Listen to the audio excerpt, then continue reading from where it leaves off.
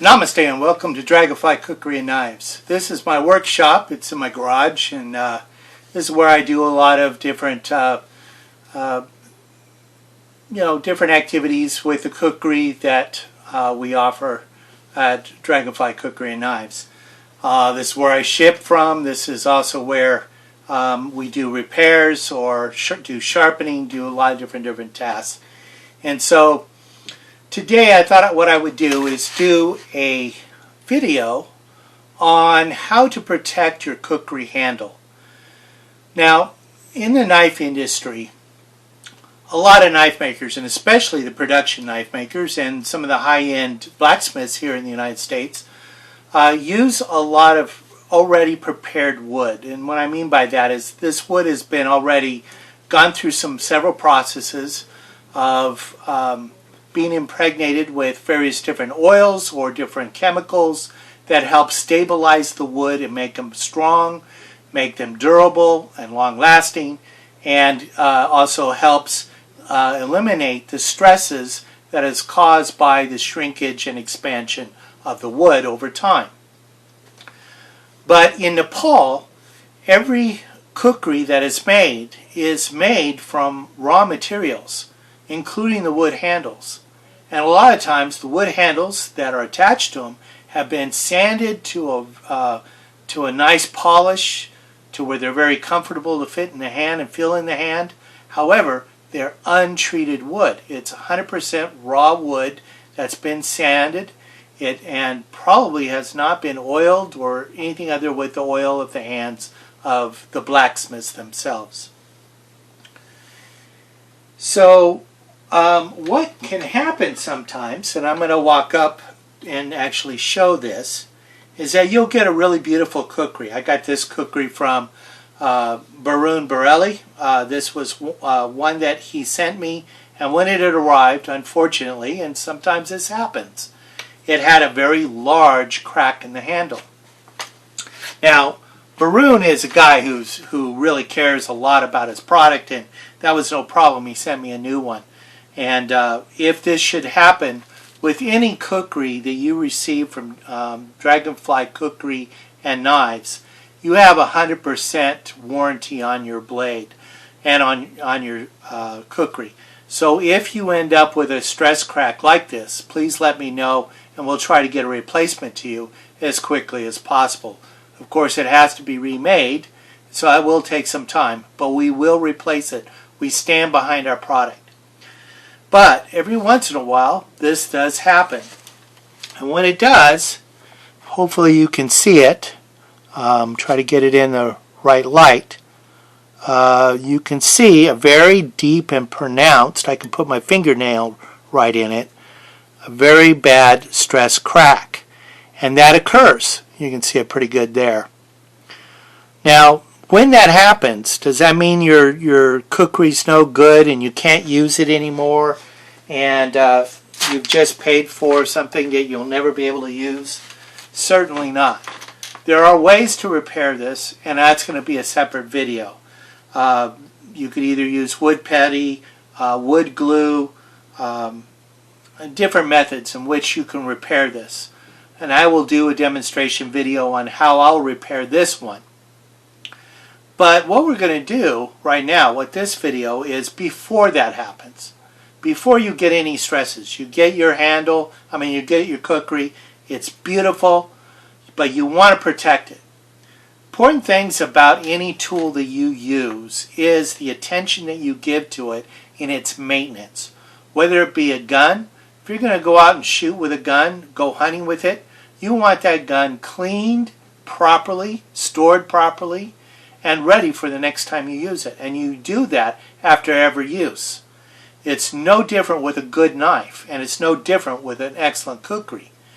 You want this thing to last you your lifetime and your child's lifetime and their child's lifetime.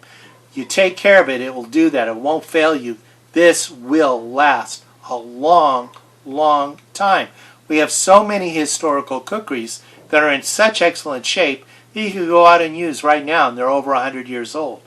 So they will hold up to the test of time. So I always recommend that before you store it in your scabbard, you oil it with a very light oil. What I use is a kind of a synthetic oil, but it works really good. It's called 3-in-1. I will also use gun oil sometimes. You know, whether it be from Winchester or whoever, I'll put a little coat of gun oil on it, and then I put it in my scabbard, and it's going to stay nice until I'm ready to use it again. When it comes to the handles, what I do is I treat it with boiled linseed oil. What that does is it's not really boiled oil. I don't know why they call it boiled, but what it is, it has some different chemicals in it as well as the oil, some metals, one of those metals being lead. So whenever you are applying and using your linseed oil, you want to keep yourself safe. So I always recommend that you use rubber gloves when applying this technique. It is a very, very simple technique. Now I'm going to demonstrate it on a different night because this one I've already showed you has a crack on it, and we're going to do a repair in a later video on that. So this is one of my designs that I did a while back. We do have it offered on our website. It's a Jeanette. This one I actually had a different person make it than the one who currently makes our version now. But this one I have not treated the handle. And it has a nice Indonesian hardwood. So what I'm going to do is I'm going to use my technique here. Very simple, nothing complicated, nothing scientific. And I'm going to put the oil on it and then set it out to dry. Now, what I'm going to be using is, like I said, this is one company that makes the linseed oil. This is it's boiled linseed oil. I get this. This is 1 quart. I think I bought it at Walmart, and I think I paid about $7 or $8 for it. It's not very expensive at all. Now, with the glove, what I'm going to do is I'm going to go ahead and pour this liquid in my glove over my basket here, because I don't want it all over my shop floor.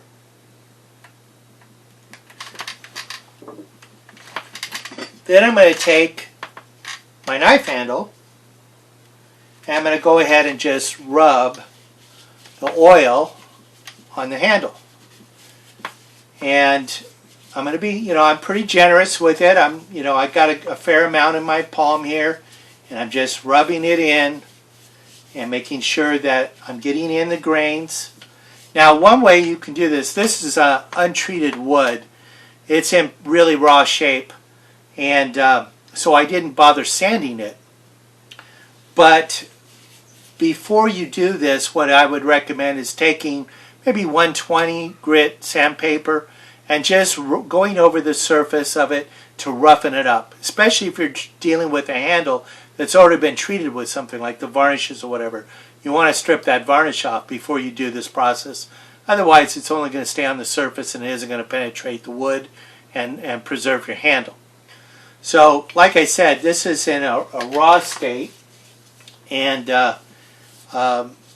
it's already the pores are pretty open.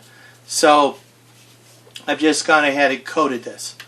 Now that I've coated it, I'm going to go set it somewhere, which will be over on my table here, handle out, and just let it sit and cure for, usually it'll take maybe about 6 hours, and you might be able to do another coat. I recommend three coats. Not because it's a magical number or anything like that. It's just you want the oil to kind of get into the wood, and with about 3 coats, there should be a sufficient amount of oil that will penetrate that handle that will last you up to a year. Now, from time to time, you'll take out your kukri or your knife handle, and you'll go back over it with some linseed oil, and just kind of repeat that process. It keeps the wood nice, but this will last you for quite some time. So that's it. Real scientific, huh? Real complicated. Such a simple measure of taking a little bit of time with your loved kukri, or in this case, your loved Jeanette, and